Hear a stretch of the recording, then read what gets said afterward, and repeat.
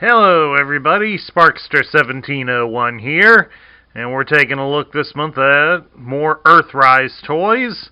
We've got the latest in the Battle Masters right here. This is Doublecrosser. And yes, you are seeing two of him on here, but there really isn't a special reason for that, other than to give a shout out and thanks to my lady friend Zanette for sending a second one of Doublecrosser. She hadn't realized that I had already bought one, but I still like to give thanks to those who do make a contribution to the channel, no matter what it may be. So, thanks again, lady friend, and away you go. Now, let's take a look at Doublecrosser. So just the light so you can see him a little better. Doublecrosser, as you can see, is a two-headed robot. He is a Decepticon, if you are to believe the packaging, but of course it gives his name as Decepticon Doublecrosser. And that alone makes him suspect as well. If you're called Doublecrosser, evidently they suspect you to betray them at some point. Of course, with him having two heads, that may be entirely why. Now, of course, while we didn't exactly have a Doublecrosser in the G1 continuity, we did have Doublecross, who was an Autobot monster bot that was released back in 1987.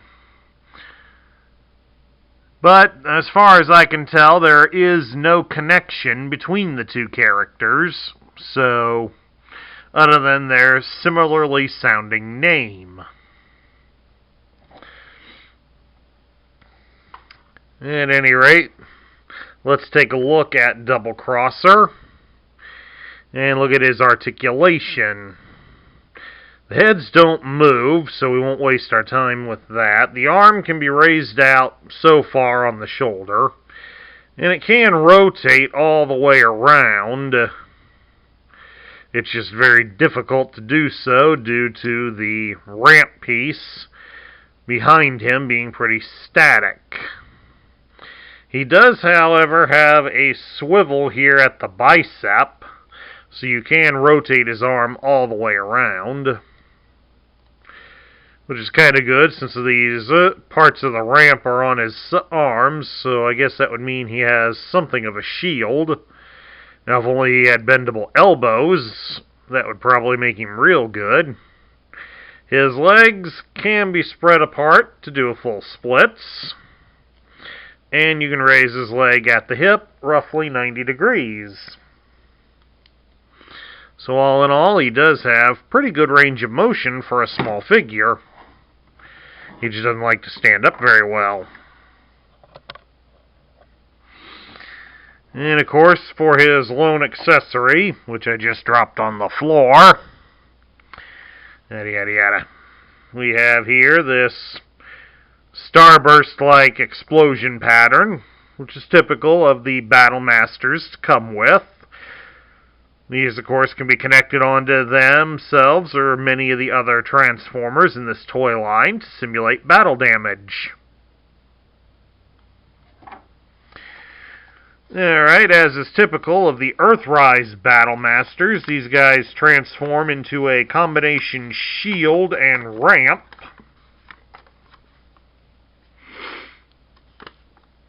So, let's take a look at how we get to do that with him.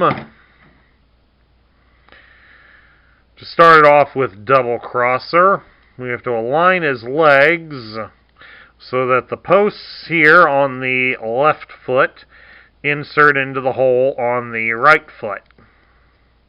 Like that. So he looks standing kind of weird. Then you're going to raise his legs up at the hip a little bit, because we're going to come back here and we rotate the ramp piece on his back so that it goes straight up and down like that.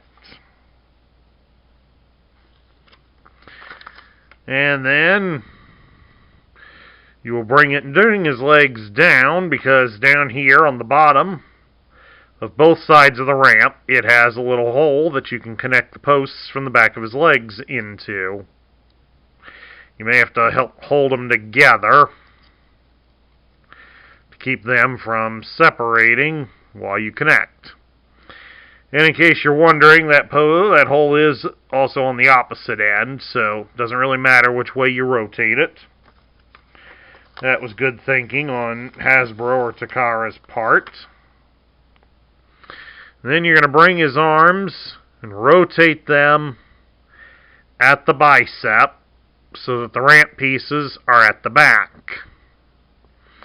And then you will connect the posts that are down here along this side into the holes on the side of the ramp.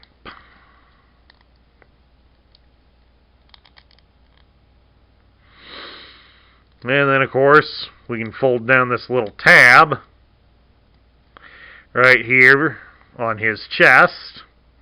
And then now we have him as a shield. Of course, it'll look better if we have a figure for him to be held by. Well, we've got Airwave here, since Airwave's also a Decepticon. Just post him in here. And there we go. That's not bad. The colors kind of go well with Airwave.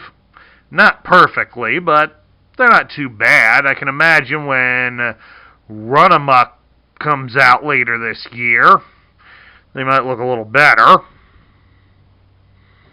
course, for fun, we can also strap that on there and... well, I guess there goes that idea, but Airwave's fist really doesn't allow you to do much with these guys, thanks to that, but we can go up there and safe. But probably the most useful part about Doublecrosser is the way his ramp mode is set up here. Let's get Airwave out of the way here. I mean, take a look at this. Doublecrosser here has 4 connection points.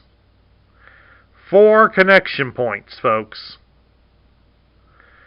This is definitely going to make him very useful if you plan to build a little Transformer city with a lot of these guys. Having somebody that has 4 posts means you can create some interesting little intersections throughout your city. So this alone makes him very, very useful if that's something you plan to do. Of course, maybe sometime I will do that myself. But I'm going to need a spot that has a little more space to it. Hopefully by the time I can do that, I have another studio and have a little room to work in.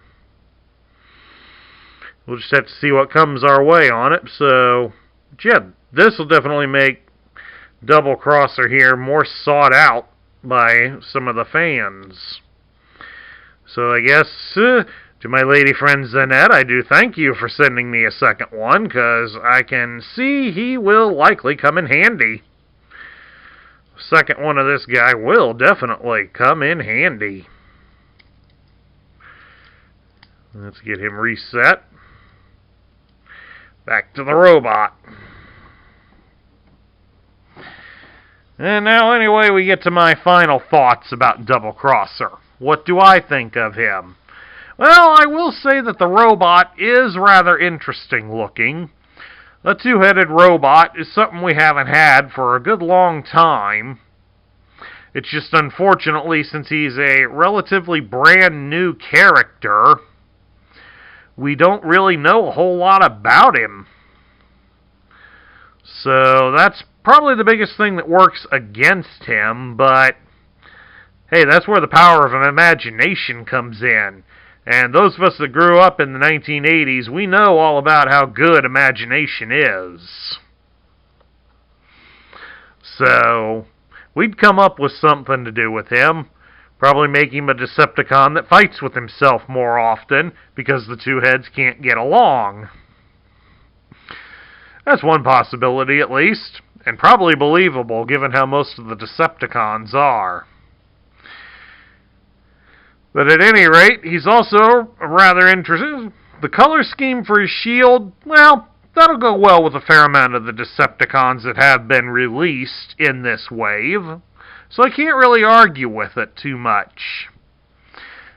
But the biggest selling point for him, like I said, is in his ramp mode. With him having 4 connection points on there, you can definitely link him up to several of the different toys and create some different intersections. And that goes well with the fact that even Hasbro is selling through their Hasbro Pulse site some repaints of both Ironworks and Airwave as Grease Pit and Hot House, so you can have all 4 of the original Micromaster battle stations done up in new forms to really flesh out your own Transformer City. Then you add to it Skylynx, Optimus Prime, to a certain extent Grapple, Double Dealer, and Scorponok.